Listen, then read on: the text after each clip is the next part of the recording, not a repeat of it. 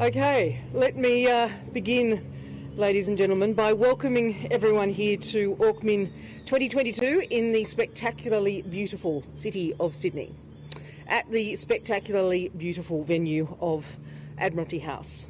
And let me also acknowledge the traditional custodians of the land on which we're meeting and pay my respects to their elders past, present and emerging, and also acknowledge and thank Uncle Alan for his welcome here to the four of us this morning to Camaragal land.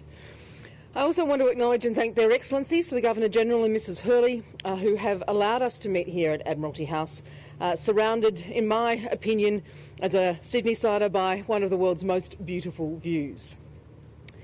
It was our absolute pleasure to host the 11th AUKMIN with our very good friends from the United Kingdom, Foreign Secretary Liz Truss and Defence Secretary Ben Wallace. It's fitting that our first 2+2 ministerial meeting in person in Australia since COVID began has been with such close and long-standing partners. It's also been invaluable, coming at a time when we all face numerous strategic challenges, whether that is the rising assertiveness in the Indo-Pacific or whether it is Russian aggression on the Ukraine border. At the same time, as governments, we are also managing the ongoing COVID pandemic. Here in the Pacific, we're responding to unforeseen disasters such as the volcanic eruption and tsunami that has devastated Tonga, with whom Australia is supporting in cooperation with others, including the United Kingdom. And I do want to take a moment here to acknowledge the Tongan government's efforts in the face of this catastrophic event and the devastation that it has caused, and also the work of our many partners providing support, including particularly New Zealand and France through the invaluable FRANZ partnership of France, Australia and New Zealand, always strong in the face of humanitarian adversity in the Pacific. We have agreed today that the way we meet such an array of challenges is by working more closely together, even more closely together. As liberal democracies, we are natural partners in countering the influence of malign authoritarianism, in standing up for human rights, in maintaining the international rules-based order. Certainly our values accommodate working with different political systems, for all of whom, though, the sovereignty of their own country is fundamental. But they don't allow for unbridled assertiveness or aggression by authoritarian states who would deny others that sovereignty or their own strategic choices. That's not something that can be tolerated by democracies looking to maintain an international system that is open and stable and prosperous. By standing clearly on our values, our interests and sovereignty, we can give confidence to others, which is a matter Australia considers to be very important and something we have discussed today. We've talked about how we achieve this practically. In particular, we can support the resilience of those countries in fields in which they might be vulnerable to malign influence or coercion. Areas such as cybersecurity and critical technology, infrastructure, trade, economics and defence. Secretary Truss and I share a strong appreciation for the importance of supporting the development of infrastructure in the Indo-Pacific that is sustainable and climate adapted, that drives economic growth and achieves genuine development goals. Yesterday we signed an infrastructure investment MOU and a cyber and technology partnership, perfect examples of how we are cementing that practical cooperation. We have today also discussed at length dangerous disinformation and how we can work more closely together in countering the narratives of authoritarian actors who seek to undermine our efforts to promote openness and stability. And finally, I think it's important to emphasise the inclusiveness of our approach. The UK and Australia have a vital relationship. We're forming new structures of cooperation through arrangements such as AUKUS with the United States. All of these promote peace and contribute to the resilience of nations in the Indo-Pacific.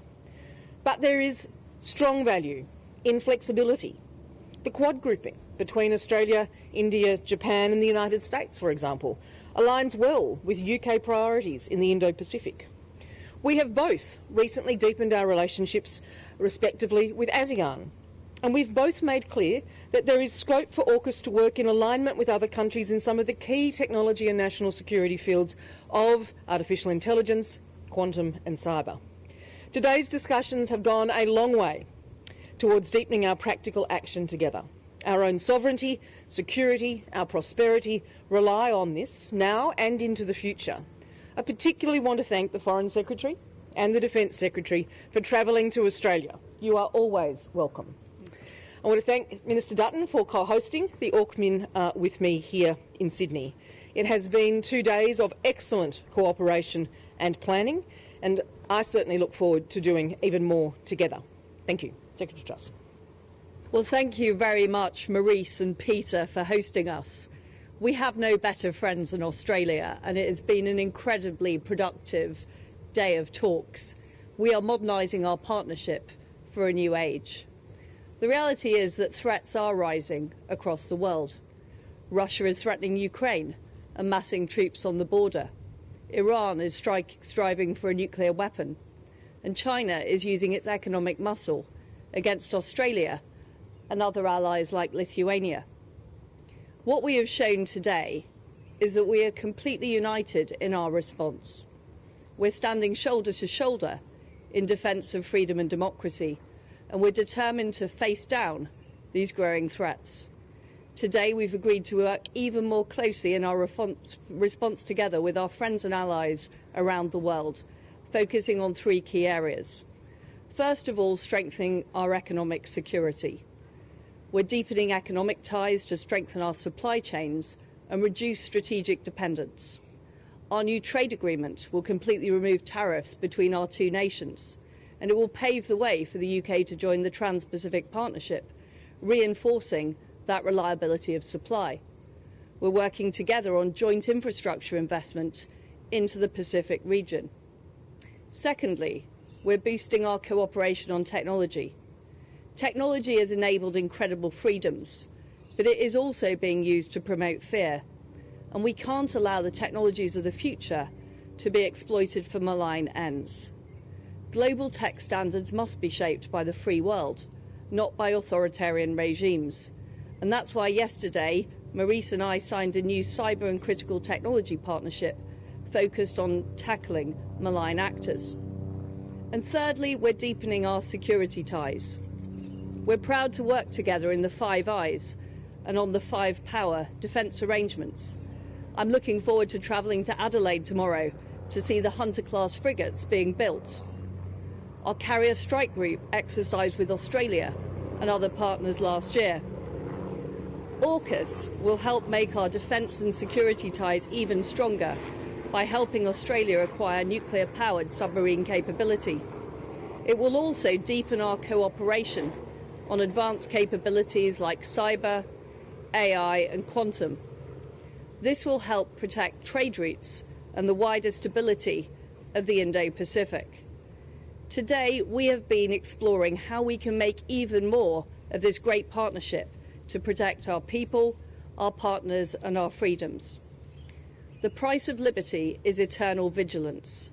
And with malign forces on manoeuvres, the UK and Australia are leading by example and making the case for freedom and democracy. Thank you. Gentlemen, it's been a very productive gathering. I want to say thank you very much to both of our very dear friends, to Liz and to Ben, for making the journey, in Ben's case, about 24 hours here on the ground, and such is the demand for him to be back in the United Kingdom and to deal with issues in Europe. It's been quite remarkable, Ben, that you've been able to give us the time to be a part of AUKMIN and to be here personally, so I'm very grateful for that. Equally, Liz, it's great to see you again, and thank you very much for your engagement, your friendship with our country, which has been long-standing, enduring and only strengthened as a result of our meetings. Maurice and I have been very, very pleased, very proud to host this AUKMIN. It's a very significant achievement, particularly given the restrictions around COVID, but it signals our intent as 2 nations, and it really demonstrates the depth of the friendship and the fact that that is able to endure during any time and through any period. We know, as a world today that we would be in a very different situation if during the 1930s and 1940s the United Kingdom hadn't stood up to malign forces and hadn't represented the values that they adhere to even to this very day. And we have a lot in common with the United Kingdom, a shared heritage, a shared set of values, and they must endure into the future. And the Prime Minister and I and others have spoken about this period in the Indo-Pacific being not dissimilar to the 1930s. And so it is incredibly important that countries that share values, like the United Kingdom and Australia, stand up once again. And we will work together in the Indo-Pacific and right around the world to deliver on those values, to give them meaning.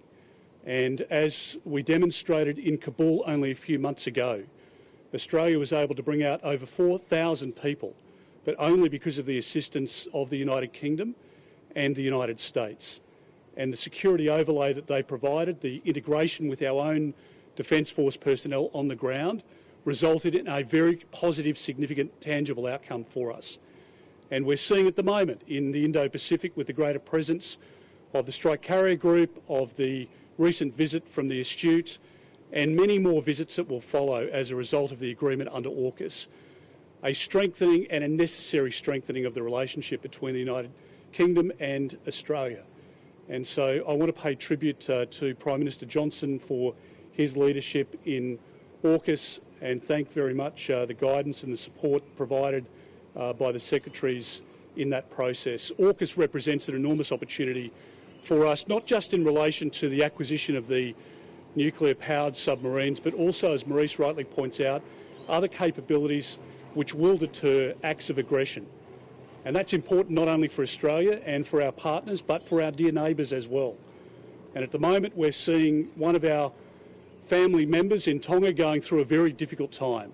And the aid that's been provided by the United Kingdom, by Japan, by France, by New Zealand, by Australia, again is a demonstration and an exercise of our values and our desire to help friends in good times and in bad. And the Australian Defence Force, as you know, has landed a C-17 yesterday. HMAS Adelaide departed from Brisbane at 12:30 their time this morning and is steaming toward Tonga, and we have two flights that we expect in today as well. But they're tough conditions on the ground. The C-17s will struggle with the ash that's still in the air, and we need to be very mindful of getting that assistance in place as quickly as possible, and Australia will provide that coordinating role from Amberley in particular in whatever way we can. So there's been a lot that we've been able to speak about, but underpinning this relationship is a shared heritage. It's served us and the rest of the world well in the past, and it will now and into the future, and it's why the relationship with the United Kingdom is as strong as it's ever been. We're very, very grateful that Liz and Ben have been able to make the 15,000k journey, and I think even despite that distance, we are friends that have come closer together over the course of the last 48 hours. Ben, over to you. Thank you, Peter, and can I thank the Governor-General for hosting us all in his lovely house today. Can I thank Marina and Peter for hosting us. It's brilliant that despite COVID we can get together. 81 years ago to the day, men of the Australian 6th Division and the British 7th Division captured Tobruk from the Nazis on this day.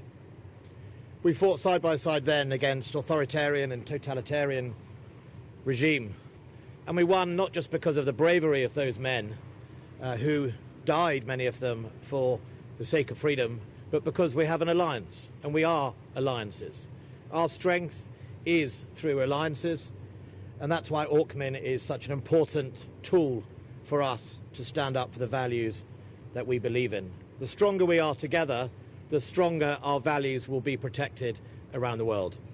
And it was great to have a comprehensive meeting today where we covered all the subjects that was mentioned: cybersecurity, misinformation, better, deeper military coordination and exercising, and a recognition that today's world, unlike 1941, is more global than ever. We are more connected, more fast, more threatened in many areas than we have been for a very long time. And we have to help each other no matter how far away that is, because the world is smaller and more global. If globalization has been a reality for the economy, it's also been a realization for threat. And with the internet comes a turbo boost that means young men in Sydney can be radicalized by people from Syria. It means that nations can interrupt and corrupt our democratic and free and open societies from as far away as countries such as Russia. And therefore we have to work together to strengthen those alliances. There's a phrase in English, and I'm sure it's exactly the same in Australia, which is, by your friends you will be judged. I'm proud that Australia is our closest friend. I'm proud that we work together on the same values. Separated maybe by 15,000 kilometres, it might as well be next door. And I think that is the strength of Auckland. Of what we've discussed today will lead even more to helping protect our way of life, and hopefully will signal to all those other countries in the region that we are strong and reliable partners working together to deliver that freedom and uphold free trade and the rule of law. Thank you. And for a city without a helipad, we certainly have a lot of helicopter traffic today. Understand we have 4 questions arranged from journalists attending this afternoon. Thank you very much for being here. I'll start with Stephen Jedgetts from the ABC. Thanks, Minister. Can I ask a double-barrelled question, please? First on defence cooperation. Can I ask, have you discussed UK submarines or other assets either making more regular visits to Australia or potentially temporary basing arrangements for those assets in Australia? Any light you can shed on that about discussions today would be appreciated. And secondly, on Ukraine, in particular to Minister Payne, can you give us a sense, please, of what assistance Australia is willing to contemplate giving to Ukraine? I know that the Ukrainian foreign minister raised the prospect of assistance in terms of cyber intrusions by Russia. What steps is Australia contemplating on that front? Why don't you start? Stephen, thank you. I'm very happy to answer that. Ben might wish to add as well. Firstly, I can report to you that the discussions that are underway as part of the 18-month process with both the United Kingdom and the United States are really seamless. There's been no roadblock, no hesitation, and we've been able to work incredibly well together. So in terms of additional visits, yes, I mean, that's been part of that working group discussion, but also part of the discussion that we've had here in Sydney as well. And we will see greater rotations, as we've already seen from the strike carrier group and from the nuclear sub-visit out of the UK. We will see more, not just from the UK, but from the United States. We're seeing greater interest, of course, from even the Germans and other European nations, more people that understand what is happening in terms of the coercion and the bullying that's taking place within the Indo-Pacific. So there are many countries who have that interest in making sure that they have a presence and that they express their own view about freedom and the continuation of what we know in the Indo-Pacific at the moment. In terms of basing, there's no proposal on the table to provide that additional basing, and into the future, again, just given the nature of the relationship, it could be something that we discuss at an appropriate time if it's suitable to both parties. But I think what you'll see is a greater regularity in visits, in training, in people being embedded within both services, and certainly a greater cooperation in exercises and the visits by those various platforms, not just limited to submarines. Yeah, I think, as we know, it's early days yet. What is absolutely clear is that the United States, Britain and Australia are joined at the hip on delivering this programme. The strategic capability that Australia wishes is a step change that will absolutely set them apart as a leader in their field in this part of the world, and I think it's really important that the UK and the US lean in as much as possible. The first meetings took place last year with the United States, and I think nothing is off the table.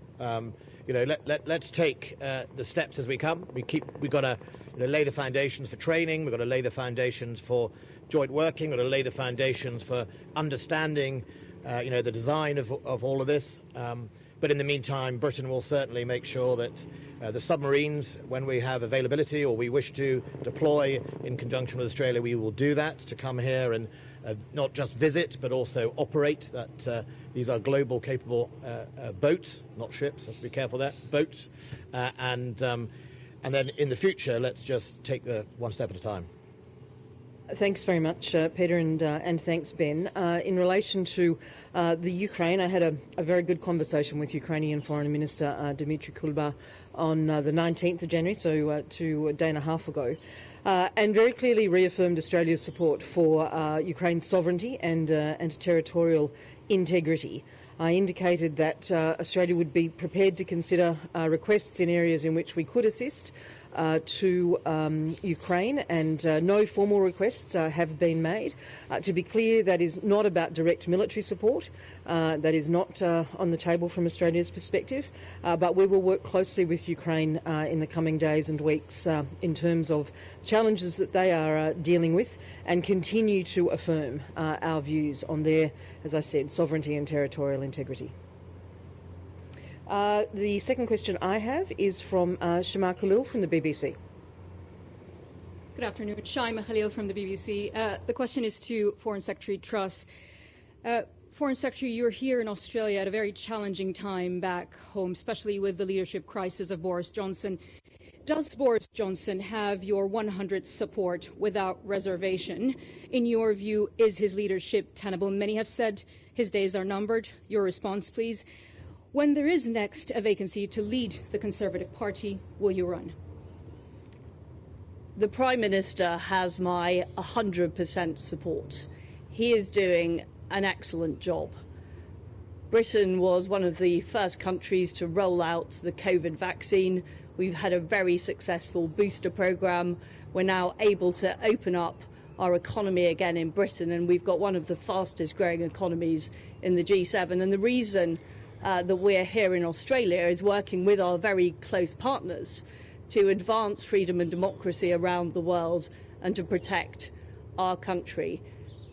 I want the Prime Minister to continue as long as possible in his job. He is doing a fantastic job. There is no leadership election. Sorry, may I have a follow-up question, please? I apologise. Absolutely. You mentioned the COVID efforts of the UK and how successful they were, and now the economy has been able to open up because of the efforts by the government.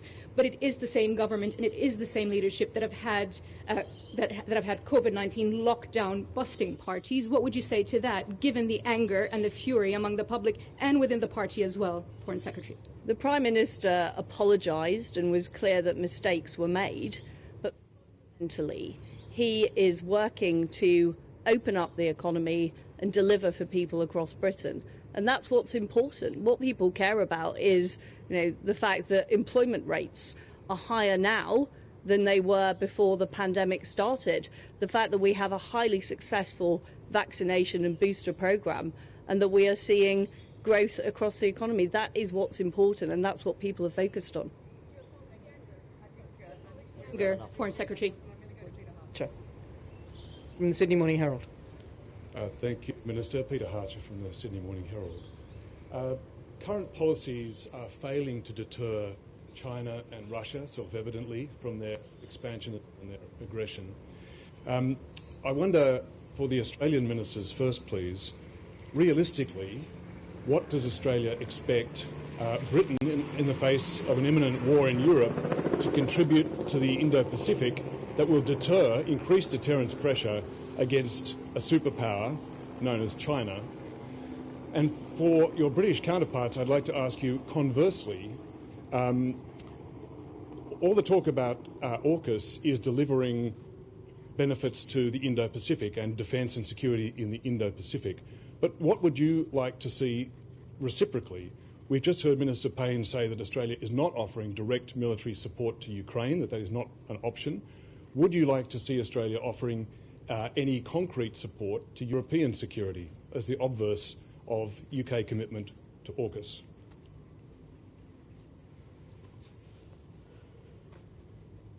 Well, what I would say is security is a partnership. It's not a competition. It's not a transactional relationship. You know, when you go home to your wife or husband, you don't sit down and have a transactional discussion every day. Our relationship with Australia in security and defence is fundamentally not about what can we get in exchange. It's about how can we strengthen what we all stand for and help each other. It's capacity building, it's alliances, it's messaging, it's better coordination. But none of us are sitting here around the table playing, swapsies or anything like that. We're just getting on with it. I would make the point that we are facing global challenges with multiple aggressors. We are seeing increased economic coercion from China. We're seeing increased aggression from Russia. We're seeing Iran in danger of attaining nuclear capability. And we need to work with all of our friends and partners around the world. And Australia is an absolutely crucial ally and friend. You know, whether it's in trade, and I believe trade and investment are very, very important between allies to build up capability and reduce strategic dependence on countries like China, and whether it's on defensive support, which we're achieving through the AUKUS agreement, as well as through other arrangements we have, for example, the Five Powers Agreement with Malaysia and Singapore. You know, this is the contribution Australia has made, and I think, as I said in my opening remarks, Australia is making a huge contribution to that battle for ideas that is taking place on a global level. I think I'd start by saying, in agreement with both Ben and Liz, that we all have different roles to play in the contests and the competition, strategic competition that we see playing out. But there is no question that Australia, or in fact I would go so far as to include the United Kingdom, would ever stop standing up for the values and the interests that we regard as most important for the global rules-based order that has served us so well for so many decades. And that includes in a range of ways. It certainly includes in clearly signalling to authoritarian states what is regarded as unacceptable, what is regarded as beyond the realms of acceptable behaviour in the international environment, authoritarian aggression and assertiveness that engages in coercion, that engages in intimidation in a range of ways. And they don't all manifest physically, and we know that, is completely unacceptable. And Australia and the United Kingdom will continue to stand up for those values and those interests. In terms of the United Kingdom and the Indo-Pacific, I can say from 6 years of experience in national security portfolios in Australia that I have seen an exponential and continued upward trajectory of UK engagement in this region. In fact, in November, the Secretary and I found ourselves shadowing each other around Southeast Asia. Me in Indonesia and Malaysia and Cambodia and Vietnam, the Secretary, I think, in Indonesia, Malaysia and Thailand, literally visiting counterparts, engaging on the key issues of concern to the region. We welcome the UK's engagement with ASEAN. We welcome our own advancement as a comprehensive strategic partner of ASEAN, the first comprehensive strategic partner of ASEAN. These are complementary activities and complementary engagement that really reflect the closeness and the affinity of the Australia-UK relationship and how it is playing out in the Indo-Pacific in particular. Peter, the only thing that I'd add is that the United Kingdom has, as I said before, a proud history and heritage of standing up for good against bad. And if you look at what is happening between China and Lithuania at the moment, or between China and Thailand, between China and India, between China and Australia, other countries where there's been economic coercion or activities otherwise, it takes, I think, many countries to come together to call out that behaviour. And I think the principle of sunlight or sunshine and exposing the conduct and being frank about where red lines are and where conduct is unacceptable is the only way in which we can address such behaviour. Nobody, as I've said repeatedly, nobody in our country, in our region, across the world wants to see conflict of any nature. Chinese government's been very clear about their intent with Taiwan, and they've been on a course of conduct with other countries, as I say, including Lithuania. It's all well documented, and it's more freely spoken about now, and it should be, because they have the questions to answer, and they should answer them. And I think there's nothing strange at all. In fact, I think it's to be applauded that the United Kingdom has fought for and continues to fight for freedom in the Indo-Pacific. That's their history. It will continue to be their future. And by bringing together countries like-minded with shared values and with an ability to stand up and credibly be heard across the world, I think that is exactly what needs to happen. And we're doing that with great friends, and that's been reinforced over the last day and a half. And finally, a question from Kenny Heckley at Sky. And Secretary Liz, thank you so much for taking my question. Are you aware of any instances of blackmail within your own government from MPs who may be supporting a vote of no confidence against Boris Johnson and comments about recent revelations? Well, as you'll appreciate, I've spent the last 48 hours here in Australia talking about the important issues of how we tackle aggressive behaviour from Russia, how we deal with Chinese economic coercion, how we strengthen our ties in areas like defence, in areas like technology, and in areas like the economy. And I've already commented on the situation in the United Kingdom, which is we are recovering very rapidly from COVID. We are opening up the economy, and I do not have any information about what's happening on the subject you raise. And thank you, Ben, so much for coming to Australia and for a very successful AUKMIN. Thank you.